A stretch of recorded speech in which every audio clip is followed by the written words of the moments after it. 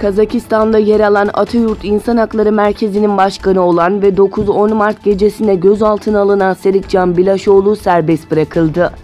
İşgalci Çin'in Kazakistan'a yaptığı baskı neticesinde gözaltına alınan Bilaşoğlu'nun gözetimli serbestlik ile salındığı Kazak Haber tarafından duyuruldu.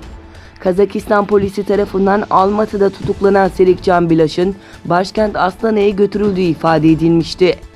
Atayurt İnsan Hakları Merkezi, başta Kazaklar olmak üzere tüm Doğu Türkistanlıların toplama kamplarında yakınları bulunan ve seslerini duyurmaya çalışan ailelerin toplanma noktası olarak biliniyor.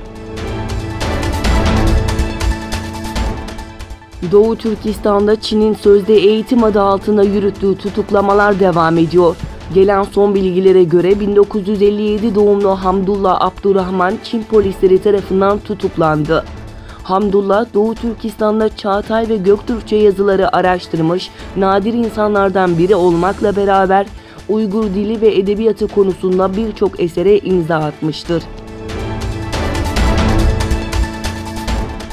Almanya'da Doğu Türkistan konulu toplantı gerçekleştirildi. Toplantıya DUK heyeti ve Almanya parlamentosu vekillerinin yanı sıra Çin kampında 8 ay kalan Kazak aktivist Ömer Bekali iştirak etti.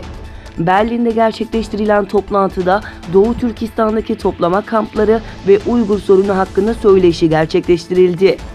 Diğer yandan Almanya'nın Münih şehrinde Dünya Ana Dil Günü vesilesiyle bir araya gelen Uygur Türkleri, Uygur kültürü ve sanatını tanıtma konferansı gerçekleştirdi. Programda 100'e yakın öğrenci gösteri yaparken Uygur kültürü ve medeniyetine ait sergiler dikkat çekti.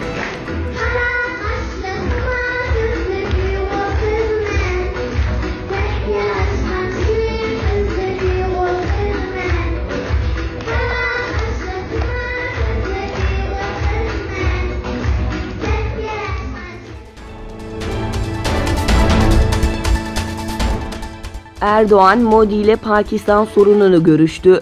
Cumhurbaşkanı Erdoğan ile Hindistan Başbakanı Modi'nin görüşmesinde ikili ilişkiler ile Hindistan-Pakistan sınırında yaşanan gelişmeler ele alındı. Fransa Ulusal Meclisi, Fransa ile Almanya arasındaki işbirliğini güçlendirmeyi hedefleyen ortak bir meclisin kurulmasını öngören anlaşmayı onayladı. Anlaşma, Almanya Federal Meclisi'nde de onaylandığında yürürlüğe girecek ve kabul edilmesi durumunda meclisin ilk toplantısının 25 Mart'ta başkent Paris'te gerçekleşmesi bekleniyor.